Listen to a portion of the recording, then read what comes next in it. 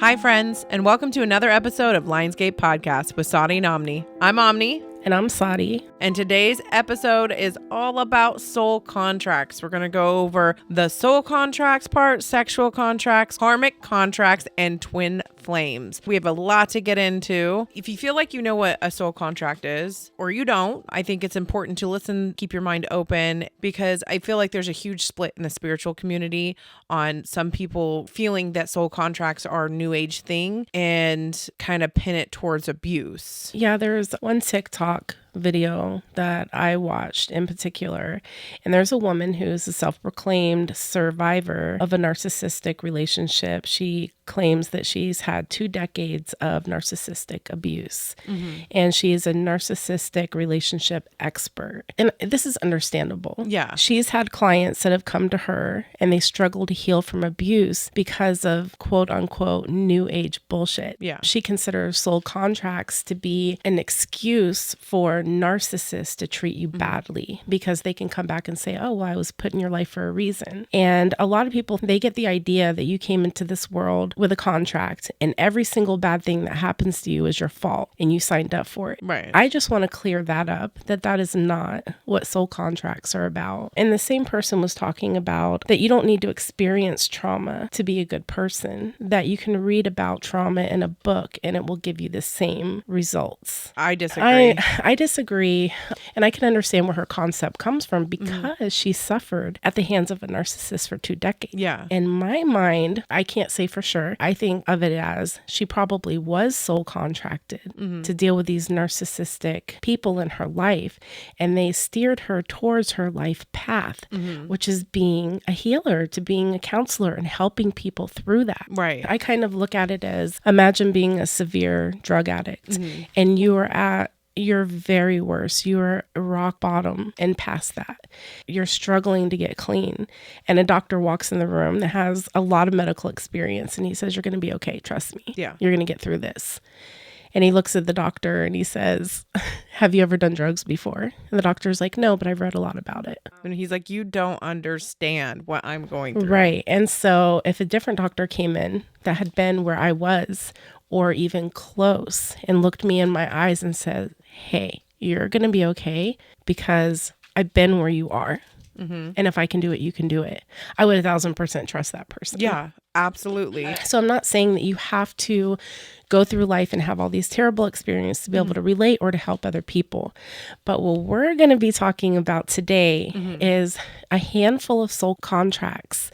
And then you can decide for yourself what you think at the end of this. Yeah. So I really am a firm believer in listening to your gut, listening to your own instincts, and listening to your higher wisdom.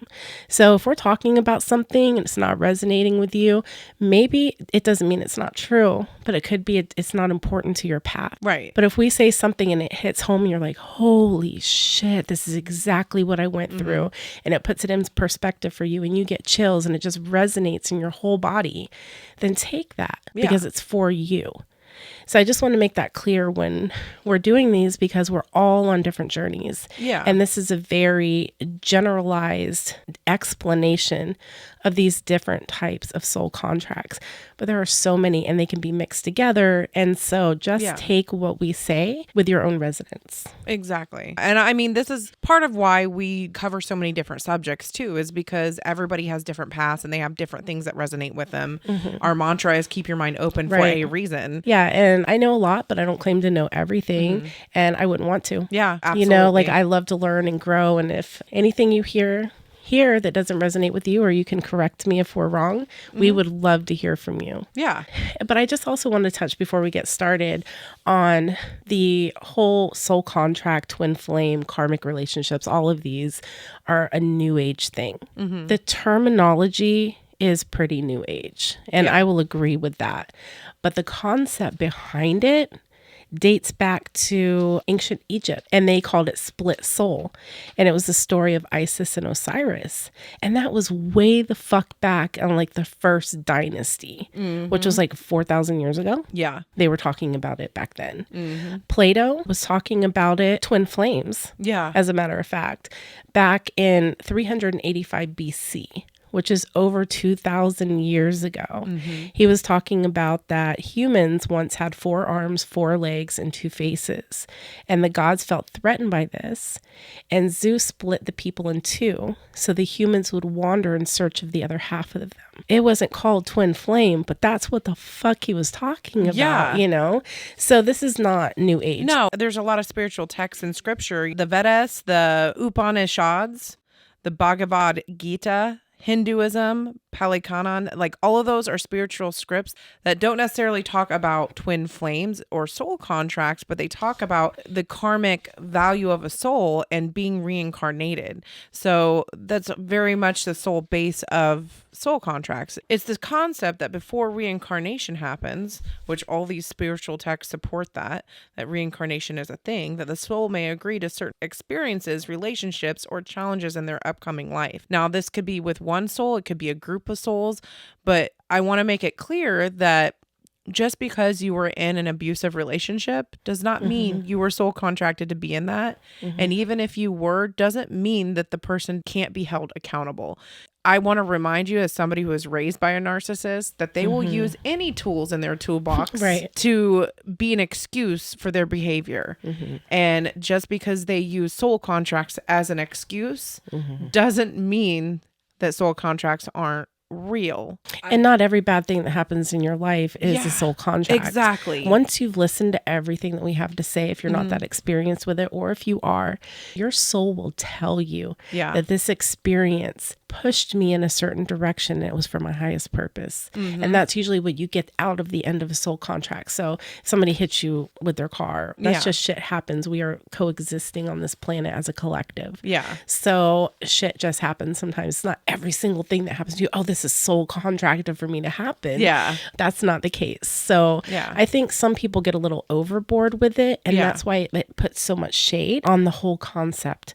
So thank you for joining us today. And I hope we can clear things up or make things clear. And these are relationships that are supposed to be turning points in your life. They're catalysts. They're different chapters to a book. They're not the fine print. Yeah, I like to imagine it as, because I'm the center of the universe, of course, but I like to imagine myself as when I incarnated here with this avatar, that this is a game that I'm playing, and I am playing it from my view within this character. So as the first person player.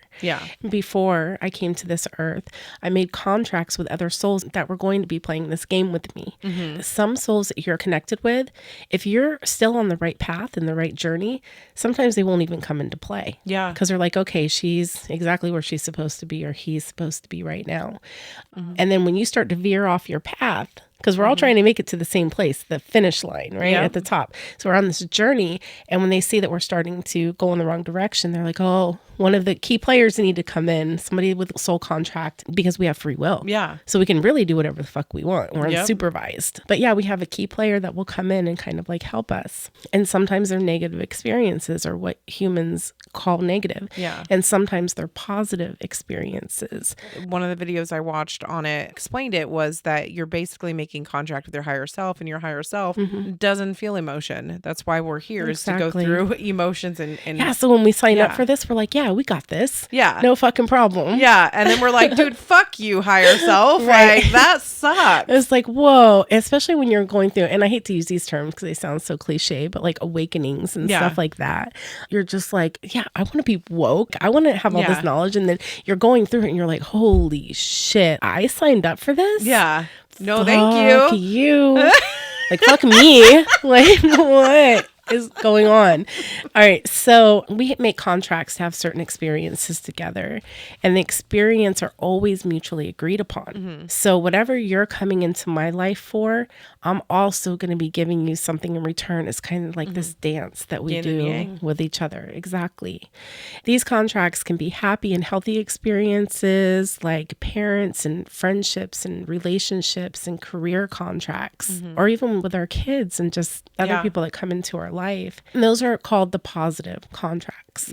And then, which we can consider unhealthy or negative contracts, or situation where a person will feel neglected or abandoned or even fired from a job and it's the end of the world. And then you come to find out, holy shit, I wouldn't have lost this job. I wouldn't be where I am. Situations like that if you can get past the pain of the negative part and reflect back on it later, you can really see how it shifted your entire journey. Yeah. You could be soul contracted to have a certain person as your mother, and their partner that they end up having who's abusive to you happens to be your father. They're just a byproduct of being in the life of the mother. Yeah, not every single connection that you have that has an impact on your life is soul contracted. Like you said, it could be soul contracted through your mother, and he's just the byproduct of it. Yeah. Keep that in mind when you're listening, that if it doesn't resonate, that you don't feel like you have a connection with this person, you don't feel like they taught you any lessons, nothing valuable at all came from that experience,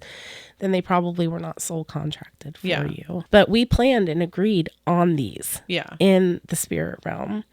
They have a specific purpose to help navigate you on this life's journey in the direction that's for our highest good, for awakening, for consciousness, for awareness, for love, for compassion. They're meant to teach us how to be more patient and how to let go of control, or how to love yourself unconditionally, or how to set clear boundaries. I have a little story. Yeah. I was the type of person my whole life where I had trouble saying no. And that stemmed from childhood, and I just could never get over it. If people would call me and be like, hey, what are you doing today? And I'd be like, oh, nothing. They're like, oh, do you want to come do something with me? If I didn't want to go, I would freeze up. And I'd be like, oh, no, I have a headache today, or one of my kids are sick, or I can't because I have this other thing to do. I would make shit up. Yeah. Because I wasn't able to just tell them, no, I don't want to hang out with you today. I'd rather sit home and read a book and take a bubble bath. Yeah. I didn't have that confidence within me, and I didn't want to hurt people's feelings. Right. A friend of mine came into my life during a time in my life where I was in a major crossroads with my spirituality, and she was amazing. I could call this girl and she would come pick me up if she was in another state. If I said, I need you and I need you right now, she would be there in a heartbeat. She was a beautiful soul. But the thing is that she was also a very negative person. And when I'd spend more than like 20, 30 minutes with her, I would start to yawn. I would start to feel nauseous. I would start to feel drained like an energy vampire. Yeah. But I was like, she is placed in my life for a reason. And she has all this love for me. I can't just cut her out of my life. And it was this huge battle because I was like, what do I do with this person? And one day I just had to sit down with her and I was like, this is going to hurt. And it's going to hurt me. But I can't have you talking negative things constantly when you're around me because it's making me sick. And I told her exactly how it was making me feel. And after that, it was like something inside of me broke loose. Yeah. Because of her teaching me that lesson, because she loved me so much, I knew that I could say this and she would still love me. Yeah. That I was able to break out of the confines of something that had been holding me my entire life. And I was so grateful for her, but I had to hurt her in the process by saying that to her. And then now to this day, it's like, I'll never lie. Just say no, or I don't like your energy, or, you know, I'm very bold on what I say now. Yeah. And I don't try to not hurt people's feelings by breaking my own boundaries. So she's helped me to set those boundaries within myself, and I'll never go back again. Yeah. And in exchange with her, nobody had ever fucking said that to her before. Yeah. She didn't know that she was doing this to people. And I'm like, yeah, watch their body language. When you start talking, they'll start taking a couple steps away. Yeah. They'll start yawning. They'll start saying they don't feel good. Your energy is doing that to them. And so I'm sure it hurt her feelings, but we're still friends to this day. And when we talk to her, she's like, I'll never forget what you told me. She's like, I'm careful with my energy now, and I try not to do that to people. And her life has gotten better because she's not constantly being negative all the time. She's just doing fucking amazing. Because she's powerful. She's more powerful because of it. So that's the dance that you can play. And I know for a fact that she was soul contracted with me to be my friend, so we could both learn that lesson together. So there's many contracts. Like this one, I believe, is a soul contract. And a soul contract you can have with friends. You can have with partners. I definitely feel like I'm with my life partner, and you can consider him a soulmate. And then you, I consider you my soulmate for sure, but it's on the positive note of it. We're teaching each other lessons. Yeah. I hated my voice and I never wanted to do a podcast, and you gave me the energy and confidence to do it. You're like, let's just do it. You're great. You're amazing. And so I feel like we do that for each other. When you showed up for me and Sahdi were friends for a few years because we worked together at two different places, but we worked opposite shifts. We never really hung out, but we were friends. I knew her, but the moment I was in the bathtub and was like, who am I supposed to talk to? And you came into my head. And we weren't super close at all. And I called on you. you were there, and it was like, how are we not Where were sisters? each other our whole lives? Yeah. Like, where were you? So we And were around each other, but and that can definitely happen with a soul contract too. You might go to the same school with them in elementary school and then bump back into them in college. And then they're just somebody that's kind of around and there. When it's time for them to be a part of your life, they step in and it's like, holy shit. we're sisters. Yeah. Like, how did we not become the bestest of friends immediately? And it was Because it wasn't divine timing. We weren't supposed to. In the period of our life that we were in back then. yeah, if we were connecting at that point because of relationships and places we were in, it would have damaged us being as close as we are now. I trust the universe. Yeah, you know? for sure. Soul contracts is definitely like that. Like I said, some are negative and some are positive, but you're learning something through the experience of this soul is definitely teaching you something. You could have a soul contract with somebody just to have kids. I strongly believe that me and my ex had a soul contract to have kids. I talked to a friend recently. We went on a road trip and she was talking to me about this guy that she had met 25 years ago at work. She said she didn't even see his face, but he walked by her and she just recognized him. And she immediately was like, I'm in love with him. I thought she recognized his soul. Well, yeah, that's part of it. When you meet somebody that you're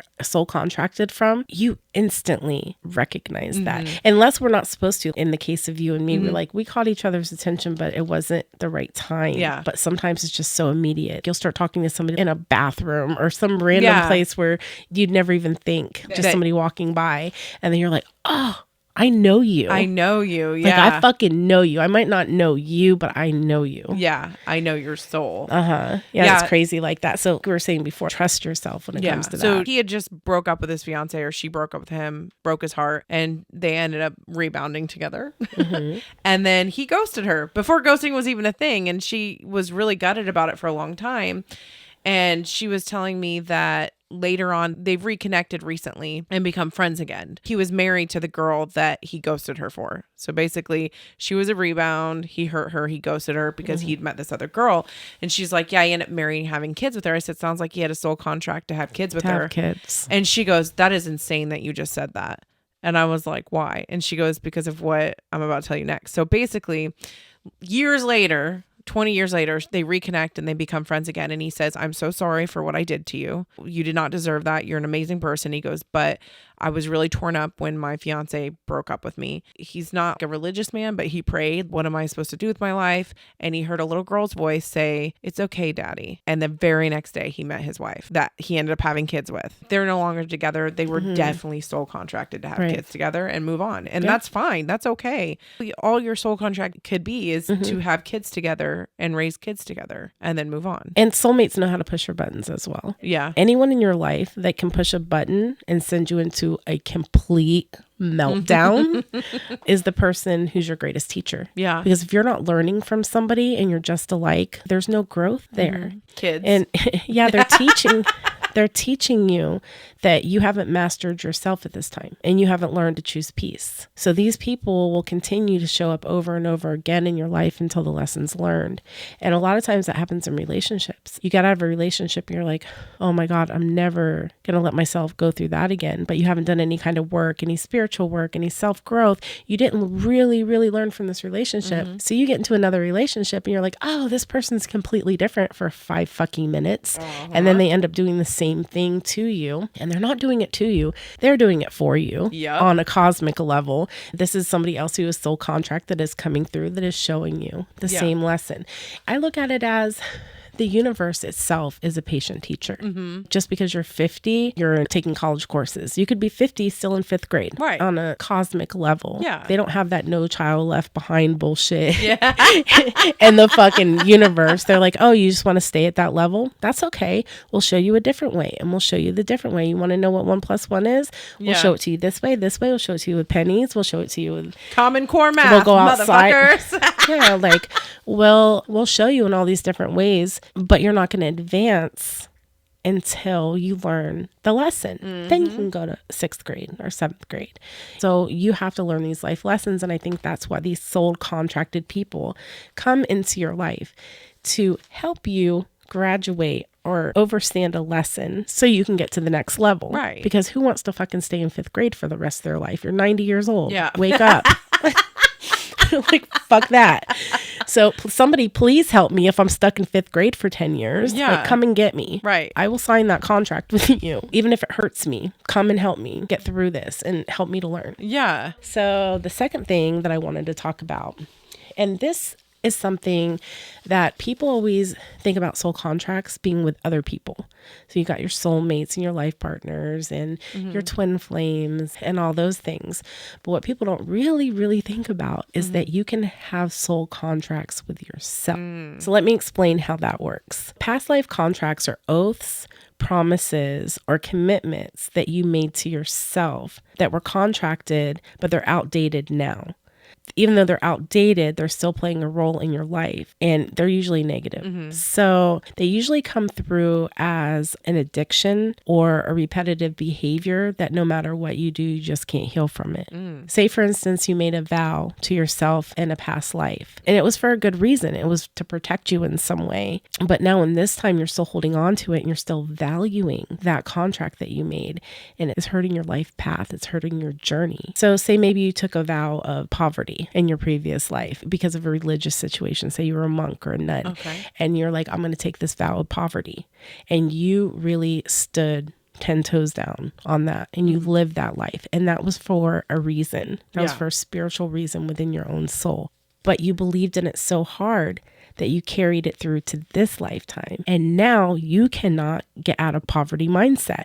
You can't save any money in your bank account. You can't find a good job. You're stuck in that because you've made a vow to yourself that I will live in poverty. It's like in Practical Magic when she basically curses her whole family line. Exactly. Out of no man that her family line ever loves will live. And they'd hear the little beetle, and then their loved one would die. That shit was crazy. Yeah. So it's kind but of the they same ended up concept. breaking it. They did. And you know how they broke it? With sister love. Oh my God, I love you. Yeah. So yeah, there could be things like, I will take care of you forever. So you have this instinct to take care of somebody forever. And you put everybody else above yourself because you made that contract. And then you come into this life and you're like, fuck, man, I want to be able to take care of myself. I want to be able to be independent, and I just can't do it because I'm just taking care of everybody else and I can't stop, or I'll never love again. You have your heart broken so hard in a previous life. You're just like, I'm done with relationships. And you make this bond and almost ritual or like spell contract with yourself that you're never going to love again. And you come into this lifetime and you're like, I want to be loved, and I don't know how to do that. I can't love. Psychopath. No. Or even ones that I'll never have children again. So you could have had a lifetime where maybe you were in charge of a child that by accident or a certain situation, the child passed away, and you were so heartbroken that you were like, I don't trust myself. I will never have children again. Maybe it was on your watch when this child passed away or got sick or whatever the case may be. And you made that oath to yourself that I'll never have children. And then you come into this lifetime, you're completely different and you can't have children. Yeah. And they're like, there's nothing wrong with you. Your body is capable of having children, and you just can't have a baby. Yeah. And there's no medical reason for it. It might have been because of the oath that you made with yourself that you'd never have children again. And then there's different ones. I'll always suffer. I'll always obey authority. Things like that. I'll always serve others first, or I'll never be a sexual being again. Because if you were sexually traumatized in more than one way, you can just completely cut yourself off from that and be like, I never want to come back as a sexual being. And then you come back and you're like having all these sexual issues. Yeah. Which if you were to do past life regression session, you would be able to find that out about yourself, right? Usually in my sessions, I can find out what traumas happened in their past life to get them to this point. And see, it's weird when I do readings, some psychics, you can go to them and say, when am I going to get married? When am I going to have a baby? My readings don't usually work like that. I deal more on a spiritual level. So I would be able to maybe do something like this and tell you why you haven't been able to get pregnant, or why you haven't had a baby, or what you can do to open the lines of energy for a marriage, or what your blocks are and stuff. Talking about being a psychic. The next thing I wanted to talk about was your vows. So say in a previous lifetime you were a witch and you were tortured and burned and shunned because of your spiritual gifts. Like your intuitiveness. You might have made a spiritual contract with yourself to never practice any of that again. I'll never work as a healer again or use my intuition. And so you're a healer naturally. Your spirit is naturally gifted and programmed to be in that energy. And then you come back, and because you have made that vow so strong within yourself, you're not only hurting yourself, because these gifts want to be fluid, they want to be used, that you're hurting the other people around you that need you. Because that's what we came to this planet to do. We came to use our gifts, our own unique gifts, and help other people. Yeah. But what seems to be happening, especially in this day and age, is all these psychics, all these beautiful healers and spiritual beings have come to this planet, and then they're just like, I hate people. You know what I mean? They're like, I love people, but I hate people. Yeah. You know, and they end up being introverted. Life is just too much for them. And because of their fears and because of their blockages and because of most likely vows that they have probably set on themselves because of how they've been treated in past lives, that they're not living in their life purpose. Yeah, they're not growing at all. They're so stuck. That's when they get soul contracts. Yeah. Soul contracted people to come through and maybe get them out of that. Like me forcing you to do a podcast. Exactly. We're coming to an end with this one, but basically it's when something's going on with you in your life and in the heat of the moment, you make a pact to yourself in a heightened extreme state of emotion. That's powerful. Yeah. And that can carry through lifetimes with you. And you don't even fucking remember that you did it. That's why it's really important to be aware. Yeah. That's the first thing, right? Yeah. It's just be aware that this is a possibility. So if that's reaching anybody right now and you're just like, whoa, like, I wonder if that's why I can't fill in the blank. Yeah. Then I hope this helped. Yeah. Or even look at your relationships within your lifetime so far and understand them a little bit better and then reflect and be able to grow from that. Me looking at my relationships, I'm like, okay, yeah. Which I've always came through with a general idea. And I believe I've talked about it on here before where I was like, oh, soulmates, I think those are your tribe. Those are the people that are made from the same cloth as you.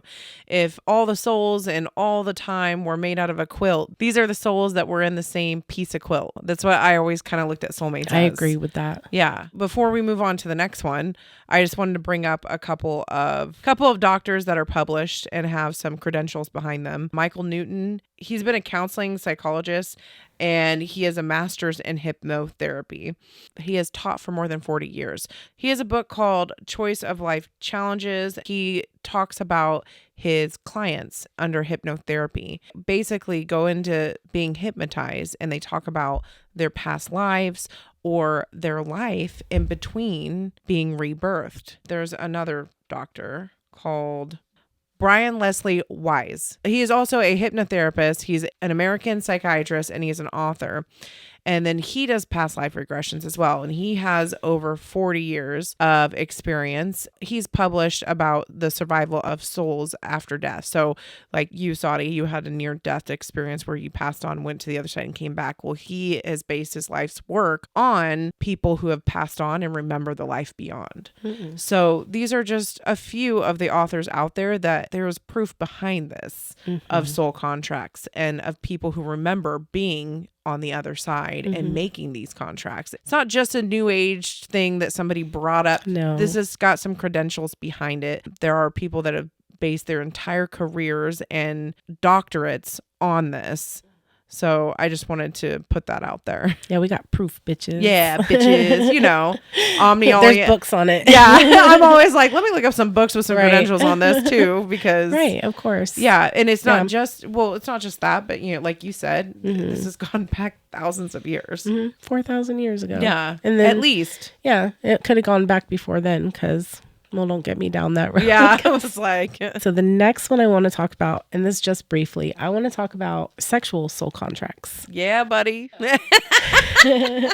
So when you have sex with someone, you are creating and signing a sexual contract in the higher realms. Intercourse is an exchange of energy. I mean, even if you think about it, you're exchanging bodily fluids. Even if you wear protection, there's still saliva and secretions and even skin cells that are rubbing off and into the others. So women need to be extra careful because they're magnetic by nature anyway. They absorb light force energy and emotions. Yeah. Not that men don't have to be careful too, but women especially. Yeah. In this lifetime, you have free will. You can go do whatever you want to. Have sex with 10 people in a night if you want to. Yeah. Like, that's none of my business. And there's no shame here, like Yeah. whatsoever.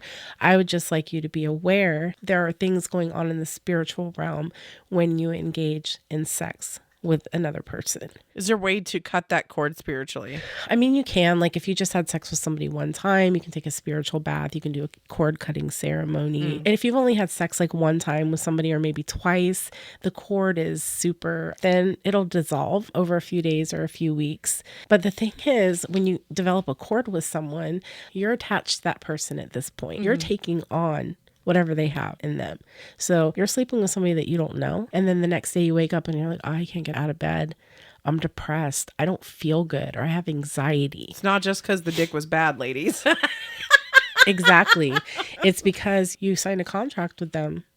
And sex is very powerful. We did a whole episode on sex magic, right? And how powerful the orgasm is. And throughout history, they have used sex as a very powerful tool in the astral realm. Okay, so what if you were in a 5-year relationship with a narcissist and you've obviously had sex lots and you're trying to cut your energy from that person? Because I think sex is a big part of it then at that point. It really is. This narcissist probably has cords all over you at this point. Yeah. To answer your question, if you're just fresh out of a very abusive, say 5-year narcissistic relationship and you don't know what you're doing, I would say seek out the help of someone who is very knowledgeable about something like this, somebody that you can trust. You know, in the meantime, of course, you're going to be doing your self-love and your self-healing. I sell a bath product that you can go to SACREDFLAME.LOVE and order it there. It's only $25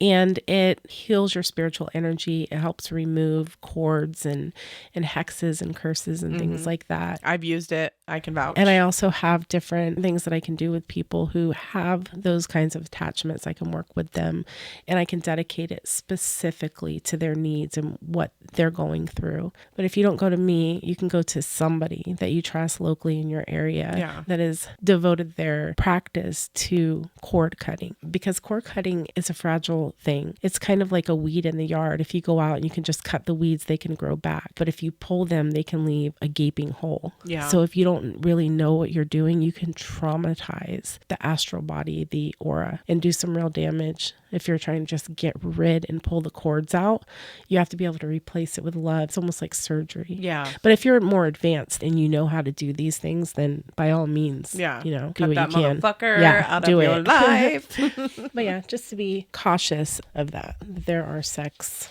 contracts as Yeah. well. I want to talk about karmic relationships before I talk about twin flame relationships, because I feel like you should understand what a karmic relationship is. Yeah. A lot of people confuse karmic relationships with twin flame relationships. I can see just by thinking about it why that is. You can pick a soulmate as your life partner. And they're generally somebody who, yes, they teach you lessons along the way, but you have contracted to spend your life with this person, or at least a number of years with this person. And they're, I don't want to say easy, because everybody has their problems in their relationships, but it's not constant chaos. Yeah. Like the karmic, or some things that we can get into with the twin flame. A karmic relationship, they're usually formed with souls who have known us in past lives and still have unresolved issues with. They're created to teach us major life lessons or settle a karmic debt. Usually when you meet a karmic relationship, you feel this instant connection. Like within days, you can feel like you've known them your whole life. Karmic relationships start off feeling like you just met the other part of your soul. It just gives you that feeling like, where have you been my whole fucking life? Yeah. And I love you. These types of relationships is really easy to start love bombing right away. Yeah. And feeling just this soul connection, and it's mutual. Yeah. Because you're both contracted towards each other. So you have known each other in previous lifetimes. So the energy pull is super strong. Yeah. The thing about this one is it usually turns unhealthy pretty quick. They seem to be like really toxic. They can affect your mental health pretty quick as well. And then it can even turn physically abusive in a lot of the circumstances. If it's karmic, how does that connect? So When you mean karma, like Getting into a relationship with somebody who's a karmic can help clear past life karma. okay, heard. It goes in stages as well. So you first meet this person, it's just like, oh my God, where have you been my whole life? You're perfect. You're my other half. You complete me. I've never felt like this around anybody ever. And then the person that you thought was perfect starts causing you to be stressed out and unhappy fairly quickly. So it's like love at first sight, pretty much inseparable too. It's not uncommon for you to know each other for 2 weeks and move in with each other or get married in Vegas or something like that with a karmic. But they mimic a twin flame relationship very closely. And that's why I want to do this one first and then get into the twin flame. Yeah. Because they mirror you kind of in the same way. And it's like a roller coaster with this person. You have these extreme highs with this person and then you have these extreme lows. Like a roller coaster. Nothing's ever in between. It's not like you can just have a normal fucking day. Yeah. It has to be a day just filled with adventure and love and passion, or it's a day where you're just on each other's nerves and fighting and stuff like that. Yeah. Them causing you to have panic attacks. Yeah. And you do it to each other as well because it's a karmic relationship. So you're both starting to become toxic within this. Pretty quickly, things start to feel like it's not right. You just get this feeling of, I don't think I'm in the right relationship, questioning the relationship. And then red flags start to come up, but you're overlooking the red flags because you're so blinded by this connection that you have with this person that you've never felt this way about a person. They just get you on a level that nobody has ever been able to even touch the surface of. It's an amazing feeling when you meet a karmic at first. It's like a relationship with drugs almost. Yeah, you get addicted to it, codependent and all that stuff. So there's lots of drama, there's lots of arguing, there's lots of gaslighting, temper tantrums on one side or the other. It turns into this full-blown toxic ass fucking relationship where you're like, I hate you, but I love you. You know what I mean? Like you hate and love this person so passionately. I love how you almost have a southern accent. I hate you, but I love you. Break out in song. Yeah, so they become addicted. Yeah. You're addicted to each other. So you start to stop focusing on the important parts of your life. And the relationship, it just totally consumes you. Nothing else is important in your life. But you had that instant connection. So you're confused in the relationship and it keeps drawing you back like a moth to a flame. You just keep coming back to it. And then it's codependency like you've never felt before. You know that you should probably get out, but you can end up staying for like years in this fucking relationship. And you're like, this isn't healthy, but I can't leave. And then they push our boundaries. Even though this relationship is really hard, they cross these boundaries and they cause us to be strong. We don't have a fucking choice. We know that this is unhealthy and we have to get out of it and we have to be fucking strong even if we're shaking. And a karmic relationship is so repetitive because sometimes you'll get out of it and then you end up getting right fucking back into it too. So you're like strong, you're almost out of it and then you get sucked back into it. So that happens a lot with karmic relationships. And people are like, well, this is my twin flame. This is my soulmate. This is my soul connection. I love them like I've never loved anybody else before. No, this is a fucking karmic relationship. The soulmate relationship, you might have arguments, but it's nothing like this. This gets incredibly toxic. Yeah. That's kind of how you know that it's not the good ones. Yeah.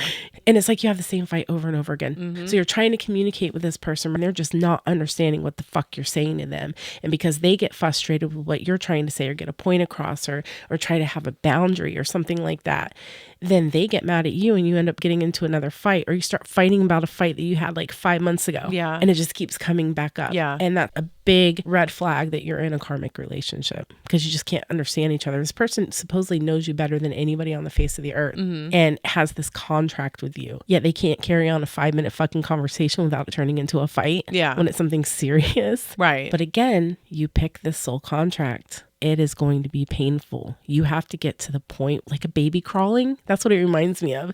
And a baby's first learning how to crawl and is sitting there and it's kicking and it's screaming and it's crying and it has to get that anger and that frustration to give it strength to crawl. Yeah. So you have to get to that point of buildup of frustration to where it gives you that strength to be like, I'm fucking out of here. And then you start getting to the point where you're like, I'm so exhausted. It feels better when they're not there. So when they're out for the day, you're like, oh, I finally got to spend some time with my kids, or oh, I finally got to go out with my friends and have lunch or something like that, because they've been all consuming of everything. Yeah. That it feels good when they're gone. And then you're just like mentally, emotionally, spiritually tired. Yeah. So drained that even if you wanted to leave the relationship, you're like, I don't have the strength. I feel drained all the time. I'm tired. I'd rather go take a nap. And they bring out the worst side of you. Yeah. And that's another thing, because you start to not even fucking recognize yourself anymore. You're screaming, you're yelling, you're acting in a certain way, and it's out of your character. Yeah.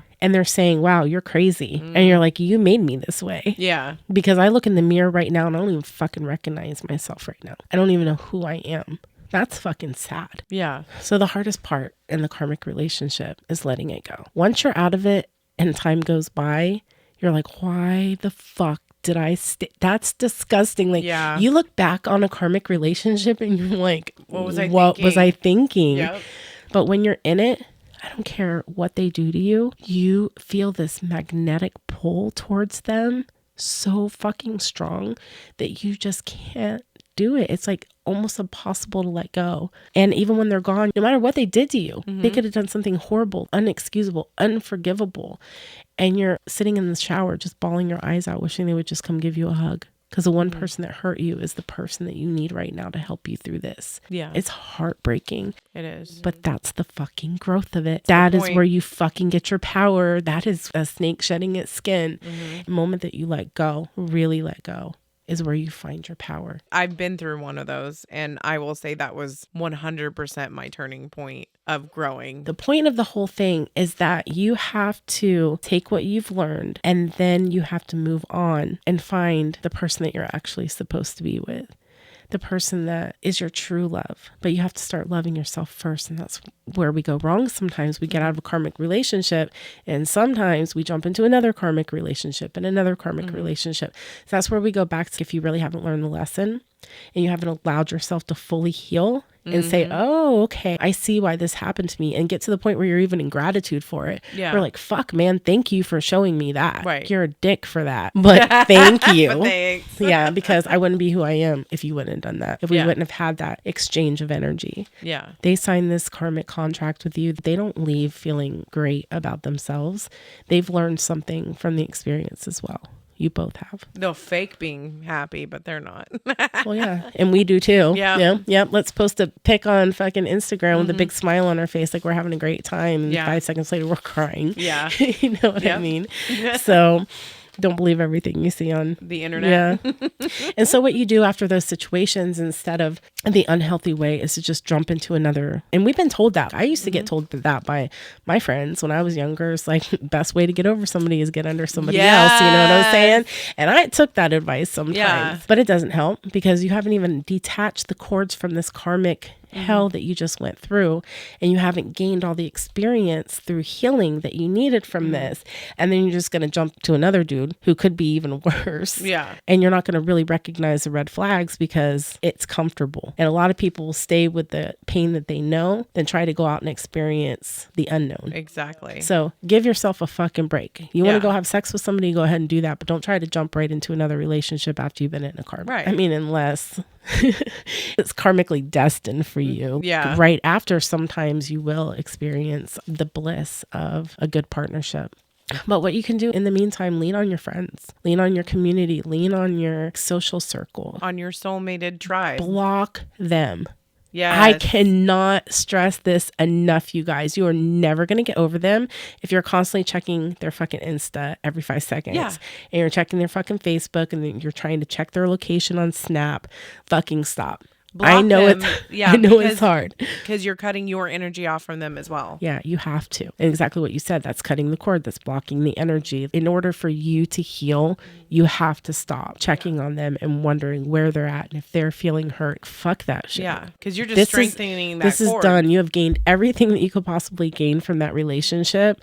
Now it's time to take those lessons with you and move the fuck on. Yep. And I know it's easier to say than do, but do it anyway. In that meantime, focus on self-care. Take a vacation, Oh, yeah. you know, socialize, get new hobbies, go to therapy. Yes. Okay. You don't have to do this alone. Figure out ways to get support, because you're going to need it. You just went through hell Yeah. if you've been with a karmic.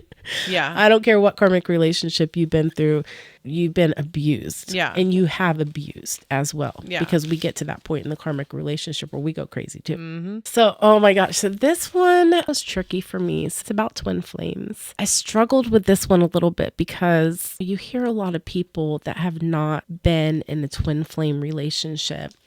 And they think it's amazing. They meet somebody and they're like, oh, this is my twin flame. And they throw the word twin flame around like it's cute. Yeah. It's like the new age soulmate. Yeah. I am here to tell you that there is nothing cute about the twin flame relationship. They call it the twin flame journey. And not everybody's on it. Just because you're a living, breathing human does not mean that your twin flame decided to incarnate with you. Doesn't mean you don't have one. Everybody has a twin flame. Yeah. A lot of times they choose not to incarnate in the same lifetime as you. But if you are alone in this lifetime without your twin flame, just know that there's nothing that can disconnect you from that. They're usually in the astral as one of your spirit guides or something like that. Or they have just decided, hey, in this lifetime, we're not ever going to meet each other because we don't want a fucking dark night of the soul. Like, we don't need it. Yeah. And some people do. Most people that are on the twin flame journey have somewhere in their hearts known it since they were able to consciously think. They have felt like there was a missing piece of themselves, that they never met anybody that could relate to them. And that's why it's so easy to confuse that karmic relationship with a twin flame, because it's in the beginning when you meet your twin flame, it's exactly like that. It's like this big burst. It's like two planets came together and just collided with each other in this magical burst of energy. And every relationship teaches us something. The twin flames are considered the one that teaches you the most, and probably the most powerful soul experience that you can have. So how do you know if it's a twin flame or not? I believe that when you meet your twin flame, there is no denying it. Yeah. And a lot of people will be like, oh, I've been with my twin flame. We've never had an argument, never had a fight. We've been together for 40 years. And I'm here to tell you that is not your twin flame. Yeah. It's not. That's your soulmate. That's somebody you're contracted with to be your life partner, because they're, I don't want to say easy, but they're easy compared to this. So this relationship will be challenging and healing, and it's due to the mirroring. So they show you your deepest insecurities and your shadows and your fears, and they'll also help you overcome them. And at first you'll feel like they complete you. And when all is said and done, you'll realize that you're whole on your own. From beginning to end on this journey, it starts off as a feeling with this person that I am finally complete. I am home. Instantly recognize this person. And there's an attraction. As soon as you get together, two magnets just slam together. And it's like, oh, you're supposed to be with me. This is perfect. You go through similar beginning stages of the karmic. You just complete each other like yin and yang.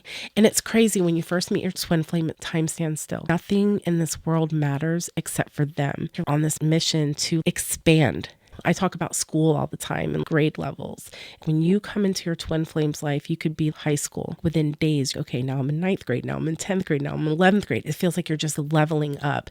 And you start doing crazy shit together. Every single twin flame that I've ever met, true twin flames, they start challenging each other spiritually. Say you meditate by yourself every day, and then you have your twin flame with you for the first time and you meditate. You're leaving this dimension. You're remembering past lives together. You're connecting telepathically with this person. You could be in a crowded building with 300 people in there, and they could glance at you from across the room, and you can feel it. You glance back at them and have a whole conversation without opening your mouth. It's the most intense, crazy mind fuck that you can even imagine. And you're with this person, and it doesn't matter if you're married. It doesn't matter if you're on the other side of the country. When you two finally decide to come together, it's an unstoppable force. Destiny, like the universe, forces you to be together. And because you're so connected on a soul level, you'll feel everything deeper when you're with them. So say you like to go jogging every morning. You start jogging with your twin flame, you're all of a sudden within a week marathon ready. It amplifies everything that you already are within yourself. People don't understand it. People see you with your twin flame, they're like, what the fuck are you doing? You are a completely fucking different person right now. You do change, but I feel like they're forcing you to change into into the person that you were supposed to be in the first place without all that damage. So it like knocks off like years of shadow work. Yes. And so you just become the most powerful version of yourself. Yeah. But at the same time, usually twin flames don't make it a year. Yeah. Because after like 4 months of this, where everything is just one lesson after another lesson, and you're just expanding and growing and evolving, every fucking day is an adventure. You go to sleep and you're like, there's no way we can top that day. We can't top yesterday. I can't wait to fucking see what we do tomorrow. And tomorrow is just as incredible. Right. When you challenge each other and start doing all these things, you can only stay high like that for so long. And that's why I say, and I'm not trying to tell anybody that they don't know what they're talking about, but I don't think that anybody can maintain that sort of frequency and just stay married for 40 years. Right. No arguments, no problems whatsoever, because what ends up happening is you're mirroring each other. And you're so connected on this soul level, you start mirroring the insecurities after a certain period of time. And those are magnified and those are amplified. I gotcha. And so you start questioning yourself, wow, this is the craziest experience I've ever had with another human being. And then your insecurities start to expand. I mean, even to the foods that you eat, you just start craving like healthy foods. And I thought you were going to say Burger King. Oh, fuck Burger King. Like, you'll throw up if you eat Burger King because you're vibrating so fucking high. And they're doing it too. And they're like, holy shit. And you're both just like, what the fuck is happening? And they're like, I don't know, but I fucking love it. This is amazing, right? You just keep doing it. And you'll start waking up at the same time. You'll start reading each other's mind. It's the fucking craziest shit that you'd ever want to experience in your life. You can start entering each other's dreams at that point. Oh. So if you're sleeping together for more than a couple months with your twin flame, you will be inside their dreams and they'll be inside yours. You'll wake up at the same time and be like, oh my God, I had this dream. They're like, yeah, I know, I was there. That's crazy. It's fucking crazy. And it raises you to such a high vibration that it feels like you're in between worlds. Yeah. You're somewhere in between the third and fourth dimension at all times. Since you're at such a high frequency for so long, do you ever reach like burnout? Well, see, that's, I think, what happens during separation. That's exactly what happens. So the bond is incredible and it does mimic the karmic, but it's so much more elevated than that. And then there comes a time where I do think it's the burnout. You're vibing so high for so long and then you start mirroring each other's insecurities. And then you start thinking, well, maybe this isn't what I think it is. And usually with twin flames, both of them, or at least one of them, will be like, I think we're in a twin flame relationship. Twin flame will start coming up. Like, you'll start seeing like repeated numbers. Twin flame will just come into your consciousness. Yeah. Some way, somehow it will come through. And then the other person will be like, holy shit, we're every single one of these things. Yeah. But every time they get to the breakup stage, or they're like, I can't imagine myself without you. No way that we're going to break up. That's for all those other twin flames. We're not going through that process, right? But you will. And so you have this energetic and psychic connection with this person. After a few months or so, the core wounds start emerging. And these challenges are reflections of the soul work that you both need to do on your own. It's not about improving the relationship at that point, but improving yourself. Okay. And it is really fucking hard to wrap your human mind around that. Right, because you're the same soul, essentially. There's no way. I found you now. You're not going anywhere. You can't leave. You've had this big connection and you can't stay in that vibration.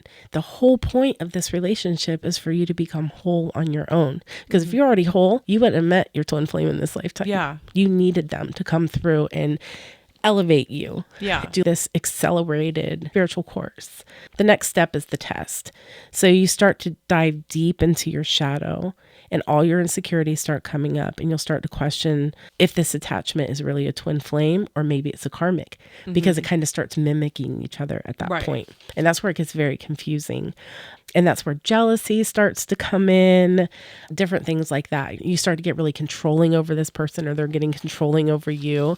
And you're like, wait a minute, we have a bond that can't be broken. We're twin flames. Why are we having these feelings? Then it comes to the part where it's called runner chaser. Right. So at some point, somebody leaves. Not all the time, but usually it's the masculine that runs, because the female is the one that has to hold space for their divine masculine partner in most cases. It's one of the most painful things you can ever go through, because you finally like, I found my person that I've been longing for my entire life. How could they just leave me here? And it makes you go crazy too, because a lot of times when your twin leaves you, you start acting ways that you've never acted before. Right. You could be one of those persons that I've never chased anybody. Somebody wants to leave my life, there's the fucking door. Right. But when your twin leaves, you'll drop to your knees. You'll beg them, please don't leave me, because you feel like your own soul is being ripped from your body. It kind of is. Right. But then there comes the surrender. So at that point, when they turn their back on you, you have no choice but to heal. And usually it's pretty brutal healing process. Go through these different stages, kind of like with the karmic or somebody that you really, really love. It almost feels like a death. You go through the stages of death within your own mind. A lot of people talk about how they're still like, is this my twin flame or was this a karmic relationship? Right. And then the universe will not let them leave your mind. They're like a splinter inside of your brain. Weeks go by. You can mourn. You can be heartbroken for a couple weeks, a couple months go by. And you're like, fuck, I'm still thinking about this person every 5 seconds. This is bullshit. It's starting to get on my nerves because I'm healing. Right. I'm doing shadow work. I am dating somebody else right now. I'm doing everything right. And it's still this program running in the back of your brain. And you're like, am I fucking going crazy? Right. Is this what stalkers go through? Like, am I fucking really burned into your brain? Once you've met them and you've set that connection, it never goes away. I heard a story that this girl was telling me that she was just doing great, just driving down the road one day, a year later, and a song came on. And of course, he came into her mind like he did all the time. And she had to pull the car over and scream, like, fucking stop. Because she's just so fucking over it. Yeah. I don't want to be on this fucking twin flame journey anymore. Yeah. I don't want to fucking think about him. I don't want to be on this ride no more. All. Like, let me the fuck off. Yeah. So when you talk about, I want to meet my twin flame, this is going to be fun. No. I'm here to tell you, baby, it's not fun, but it's necessary for some people because it teaches you more than any other kind of relationship could teach you. It teaches you unconditional love for yourself, and it forces you to become whole by yourself. There's like no time limit too when it comes to the whole twin flame thing. It depends on how fast your spiritual growth is and how fast you heal. But as you start to heal, the faster you heal, the more you draw the runner in. I don't chase, I attract. Yeah. So once you start working on yourself, energetically, somehow they can feel it. And they're like, okay, she's not chasing me anymore. He's not chasing me anymore.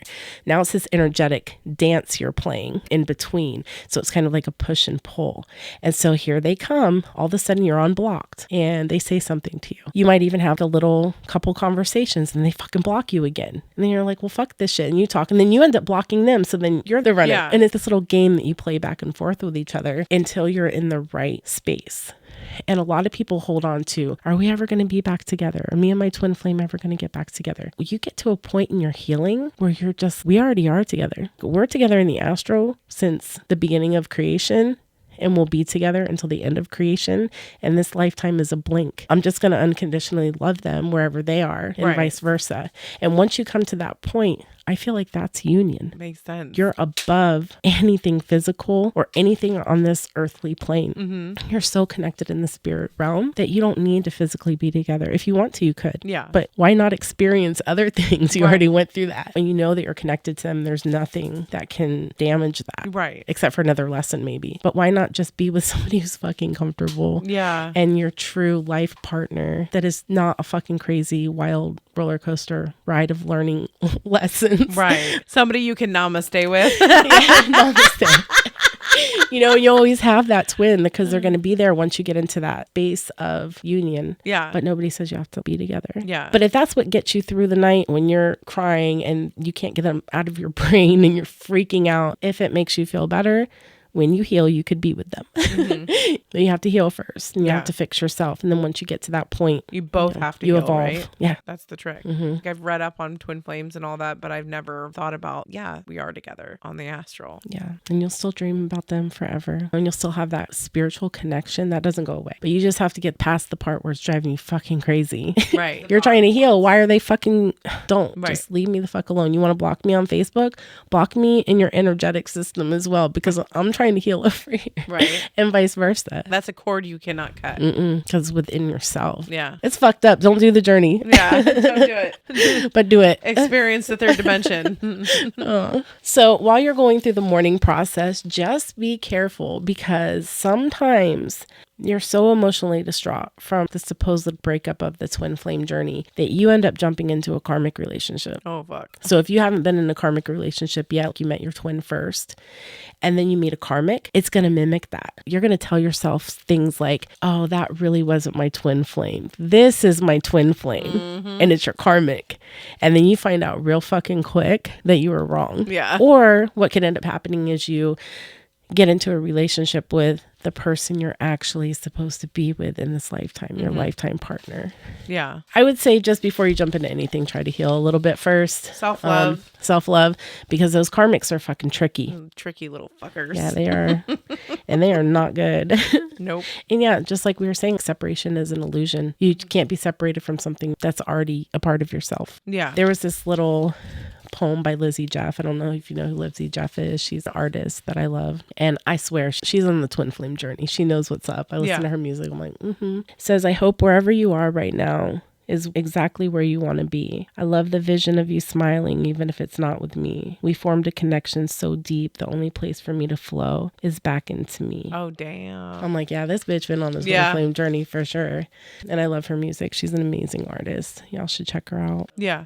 I watched a video of this girl that was talking about how she fulfilled a soul contract by breaking it. How did she break it? She didn't say how she broke it, but she said that was the purpose of it, was being able to stand up and say, no, I'm done, and breaking it. And that's how she fulfilled it. That was the purpose of it, is for her to finally stand up and say, I'm done. There are a couple different ways to rescind a contract. And the first one that I would go to is seek out a professional healer that deals with past life contracts and can get into the Akashic records, and they can help you transcend through the healing process and be there for you. If you can't find a healer, at least find somebody that can help you deal with the emotions that you're going to be going through. When you have a contract, any contract, period, but mostly the ones with yourself through past lives, they can bring up a lot of emotional baggage, like trauma, so much trauma that if you don't go to a healer to help you with it, at least have a really good friend or somebody to support you, somebody that's going to be there for you. It's like doing shadow work, or have a counselor, but have somebody that can be there for you to help unpack that baggage that gets pulled up, right? Because you're not just pulling it up from this lifetime, you're uprooting it from a previous lifetime. Right. But if you've been doing a lot of spiritual work yourself, if you're in the craft, or you work a lot with tarot or angels or deities or gods or goddesses, you can call on them. And you should be empowered to do things on your own like this. If you're new to the game, I would say get help. If you've been in it for a while and you do work with deities and gods and goddesses, I would say just go for it. You can do it. Yeah. You're powerful. So what would be a good indicator of something you should break? Well, usually with the karmic, there's not a lot that has to be done, because once you're done with them, that relationship dissolves. We've talked about generational curses are kind of a form of a contract, right? That's true. So when you break And I just those, recently found that you can be in your own family line. So you can be your own great-great-grandma. just reincarnating into the same line because you're not learning the lesson. Not learning the lesson, or for some reason thinking that you need to come back into the line to heal something. Oh, okay. Or for whatever reason, there could be a multitude, infinity amount of reasons to come back.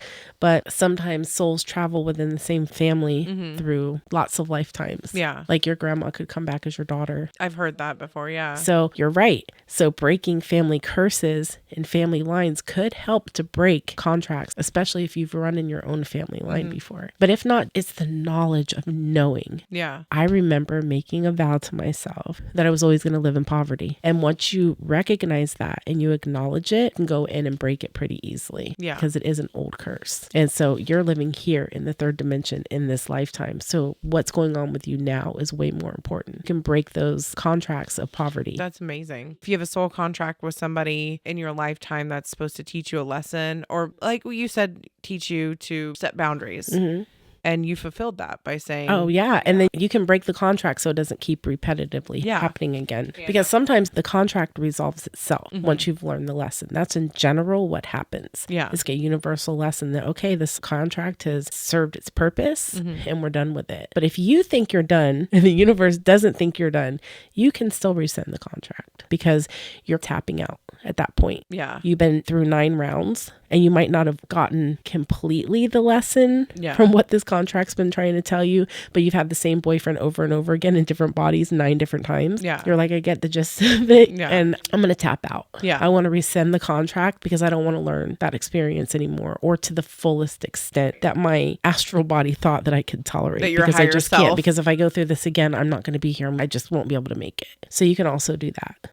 I kind of wondered, do you remember when you did that reading for my coworker and her mom was in an astral womb? Oh my God. Yes. I do remember that. She was like in an incubator. Yeah. So this woman was probably in her 40s Mm-hmm. and her mom had passed away. I couldn't contact her soul because she was being nurtured by her astral mother and father, and they were re-incubating her. To repair the damage done on her soul. Yeah. Do you think maybe that damage was done because she didn't tap out from her contract? Yeah. That's what made me think of it. Mm-hmm. She just got beat to death by those contracts. Mm-hmm. And so by the time she got into the astral, she couldn't reincarnate again. She needed to do some healing first, and she needed to be remothered and reparented. Mm-hmm. That was crazy. Yeah. I remember that when I was like, what the fuck? Yeah. I didn't know that was possible. Yeah. You're like, that changed my whole life. Yeah. That's amazing. See, we're soul contracted because every time I send you to somebody, you change their true. life and then they change yours. I feel like I'm like that with just about every reading that I do, because when I'm meeting a person for a reading, I'm meeting their spirit guides, I'm meeting their higher self, and I'm learning lessons every time. Yeah. And I'll get chills with them. If I'm giving you a reading, I'm going to cry with you if something's sad. I'm going to laugh with you. I'm going to get chills with you because I'm learning this information as you're learning it. Yeah. As it's coming out of my mouth, it's being channeled through me, and we're both hearing it at the same time. And I'm learning, and I'm like, what did I just say? What did you just say? Like, holy shit. I didn't know that. I love it. Yeah. I'm always continuously learning. Yeah. Keep your mind open. Keep your mind open. Namaste. You want to namaste a while? Oh my God. But I'm so glad we did this one. Me too. I know there was a few soul contracts that we didn't really tap into, but I feel like this gave a general idea. Yeah, I think it tackled the subject with knowledge and experience behind it, and hopefully cleared up a few confusions circulating about soul contract at this time. That wraps up this episode. Reminder to keep your minds open. And namaste.